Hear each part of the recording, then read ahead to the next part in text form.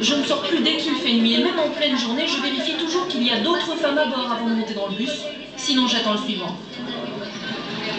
Étudiantes, jeunes salariés, ce sont les filles de l'Inde, comme on a appelé la jeune femme, violée il y a 15 jours et décédée depuis. Elle était l'une d'entre elles. Et c'est à bord d'un bus comme celui-ci qu'elle a subi l'enfer. On est toutes dans le même cas. Les agressions sont monnaie courante dans les bus. On ne cesse de nous répéter que l'Inde est une grande puissance et un pays en plein développement.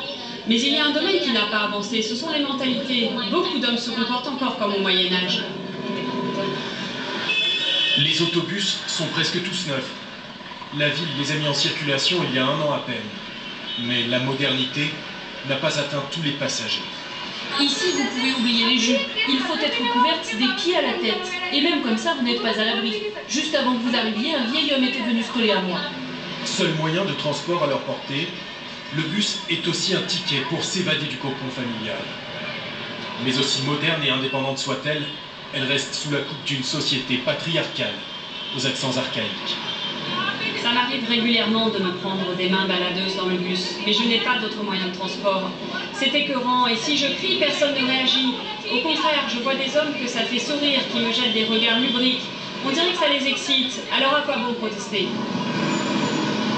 Depuis le début de ces manifestations, on entend beaucoup les hommes crier et demander la peine de mort ou la castration pour les violeurs. Mais les femmes, elles, premières concernées, demandent tout simplement à trouver enfin leur place en toute sécurité dans l'espace commun. Deuxième requête, que la justice soit exemplaire dans ce genre d'affaires.